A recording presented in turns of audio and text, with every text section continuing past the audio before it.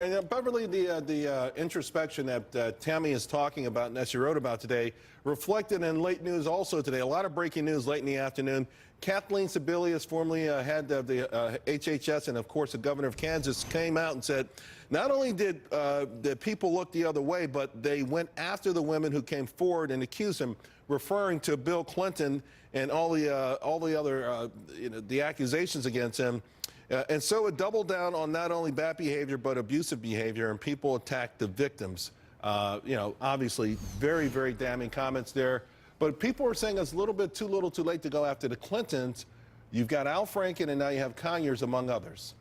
Yeah, and I would say there's just true hypocrisy across the table on this. I've even found it fascinating. Some feminists out there, there's one named Kate Harding, who is a co-editor of a book called Nasty Woman, and she has even gone out and said that Al Franken should not step down. She said, because I care about the votes that he has. I care about his issues. And I was at that women's march last year in January, right after Trump won.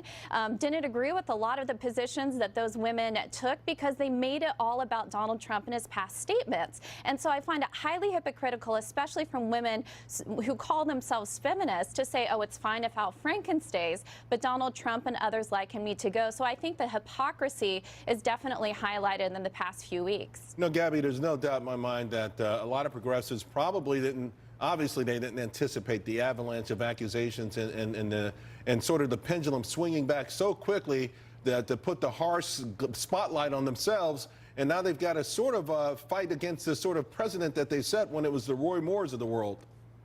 Absolutely, and I think Beverly hit it on the head. Not only is this hypocritical of people on the left, but it's really peak moral relativism to see folks like Michelle Goldberg, that New York Times columnist who initially called for Al Franken to resign and then later said, well, you know, I realize that he may have groped this woman and made some inappropriate jokes throughout his career as a comedian, but he's been so good on so many women's issues for so long that maybe we should let him stick around in the Senate. I mean, that's what we're hearing right now from the progressives, from members of Congress who are on the left. And I really do think that it's a moment of reckoning for them. But not only them, for conservatives also. I mean, this does go across the board. There are allegations leveled right now against Roy Moore, a Republican candidate for Senate. And I do think that there needs to be careful attention paid to both sides of the aisle in terms of how they react to these accusers and these situations. You know, listen, Tammy, I think what we're going to find out is probably end up circling back to the notion of due process. Yeah. The lynch mobs that rose up when it was an issue on the right during the summer and more recently a couple of weeks ago. Now we're having a hard time applying that same form of justice to themselves, including the Michelle Goldberg, who said it's almost as soon as she published that article, she started having second thoughts, based because she liked the guy. Well, that's fine. But because you don't like Roy Moore, it's okay to pile on him. Well, for those who are too young to remember, again, 25 years ago, this year is the anniversary of the Clinton election in '92, a campaign on which I worked, actually. This is a generational issue now, and the argument is exactly the same as it was with Bill Clinton at the time.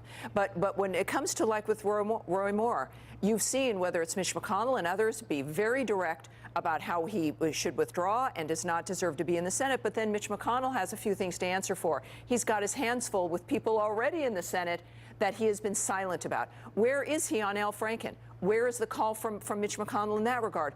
We do want consistency. We absolutely want that. And my prediction is, look, what we've already seen. This is going to be about 70-30 when it comes to the Democrats being affected versus Republicans. But no matter who it is, it has to be dealt with considerably. But then we also need to make sure that we don't conflate consensual relationships, issues of just a guy being a jerk maybe, versus assault. Al Franken forcibly kissed a woman against her will. That is assault. And these are things we have to remember. He apologized for the photograph. He hasn't apologized for the allegation because he denies it so far. Correct. Beverly, I want to read a tweet from Matthew Dowd. He's a Republican.